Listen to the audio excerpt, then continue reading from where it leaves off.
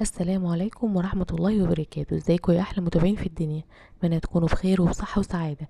النهاردة هنعمل مع بعض الملوخية المصري الأصيلة بتاعت أمهاتنا، اللي طعمها بيبقى أحسن من المطاعم وريحتها كمان بتجيب آخر الشارع. وكمان ازاي يبقى لونها أخضر كده وهيبقى فيها مطة جميلة كده. هنقول كل الأسرار معانا، بس أتمنى بقى تعملوا لايك وشير وسبسكرايب للفيديو لقناة اليوتيوب، وتفعلوا جرس التنبيه عشان يوصل لكم إشعار بكل جديد. شايفين المطة بتاعت الملوخية ازاي؟ وكمان الملوخية محافظة على لونها الأخضر. شايفين طعمها جميل جدا، وطريقة أحسن من بتاعة المحلات كمان. والملوخية على فكرة ليها كذا طريقة أنا بعملها بيها، بس أنا هقول لكم على الطريقة ديت. شايفين وسهلة وبسيطة جدا والطعم ملوش حل. معلش وانا كنت مصوره فيديو لتقطيف الملوخيه، بس معلش اتمسح مني، فجبت الصوره دي من على النت عشان ابين لكم. احنا ما بناخدش الورق فقط، بناخد كمان العيدان الخضراء الصغيره اللي تحتها ديت.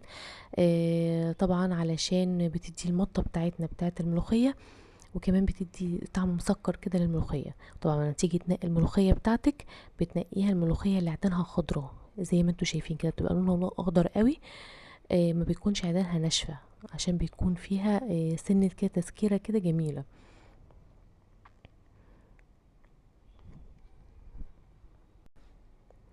الملوخية كمان بتتخرط قبل ما تعملي على طول، يعني اول ما تخرطيها على طول تسقطيها على طول الملوخية، علشان تحتفظ بلونها الاخضر على طول. يعني ما تخرطيهاش وتسيبيها فترة لغاية ما تتأكسد وتسود وكده ولونها يطلع غامق مش اخضر.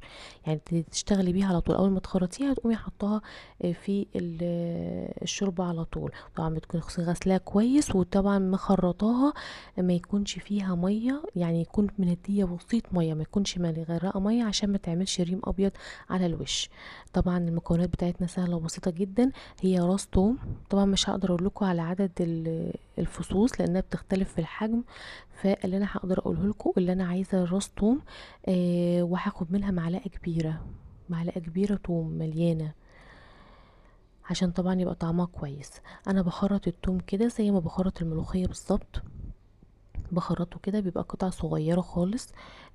وطبعا وانا بخرط الملوخية بخرط عليها، بحط معاها فصين توم كده وخرطهم معاها وهي خضرة كده. طبعا معايا معلقة صغيرة من الكزبرة ناشفة، ومعايا ملح برضو ازود بيه، ومكعب مرقة ومكعب خضار. والمكون بقى الجميل والاساسي معانا واللي هيدينا طعم جميل، هي الدهنة ديت. انا طبعا واللي بيستخدموها في المطاعم اللي هي الدهن الضاني، بس احنا ما بنحبهاش، فممكن نستخدم دهن بقري عادي او جاموسي بيدي طعم. طب ما فيش، بنستخدم سمنة بلدي او سمنة عادية على زيت. هنا معايا 3 مجات من الشوربة، المج الفرنساوي دوت. معايا 3 مجات من الشوربة على الكمية. انا معايا حزمة من الملوخية، حزمة واحدة. وهجيب الدهن اللي انا قلت لكم عليه دوت، وهنحطه في الطاسة على نار هادية خالص لغاية ما ينزل كل الدهون اللي فيه. زي ما انتوا شايفين كده نزلت كل الدهون اللي فيها. هبدأ ان انا اشيل بقى الدهون ديت، هبدأ ان انا اشيلها خالص. هصفيها بقى واشيلها خالص.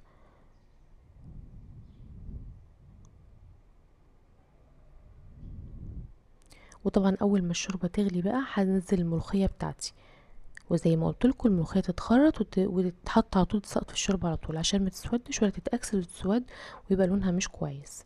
هحطها كده في الشوربه على طول بعد ما تغلي، وهقلب بقى تقليبه. هي بتقعد غلوه واحده بس، وبعدين بتطفي عليها على طول وتحطي الطشه بتاعتك. شايفين اللون الاخضر؟ شايفين المطه؟ هي هتغلي غلوه بس واحده، وبعدين تطفي عليها على طول. هنا بقى هحط التوم بتاعي في الدهون اللي نزلت من الدهن، من الدهون الحيواني اللي انا حطيتها. هحط بقى التوم وابدا اقلب بقى في الدهون بتاعتي. هقلب فيها لغايه ما لونها يبدا يصفر كده، يعني لونها يبتدي يبقى بيج كده او اصفر. هحط الكزبرة الناشفة بتاعتي علشان تتحمر مع الثوم. بس اللقطة بتاعت الكزبرة وانا بحطها ديت متصورتش. او شايفين في الوقت ده كده انا حطيت الكزبرة بتاعتي، الكزبرة الناشفة، واقلب كده. طبعا اقلب شويه كده بس من لون التوم ما يحمرش قوي معاكي على النار عشان الملوخيه ما تمررش منك. يعني كده كفايه كده، هشيله بقى كده بقى، هشيلته خلاص اهوت عشان ما يحمرش اكتر من كده ويمرر معايا. هنا طبعا قلت لكم الملوخيه بتغلي غلوه واحده وهطفي عليها بقى خلاص، يعني ما عادش اغلي فيها كتير، اغلي فيها كتير كده برضو هتسود معاكي. كده طفيت عليها، وطبعا بقى بتسمي الله وبتحطي الطشه بتاعتك بتاعه الملوخيه.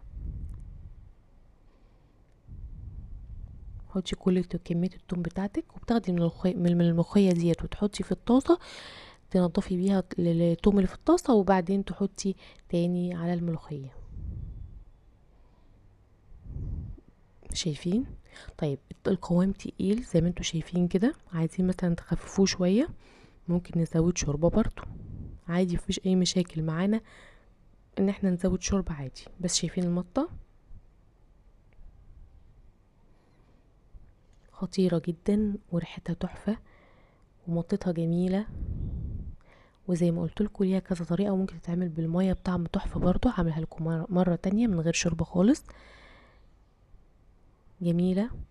اتمنى بقى ان الفيديو يكون عجبكم، وتعملوا لايك وشير وسبسكرايب الفيديو لقناه اليوتيوب، وتفعلوا جرس التنبيه عشان يوصلكم اشعار بكل جديد. والسلام عليكم ورحمه الله وبركاته.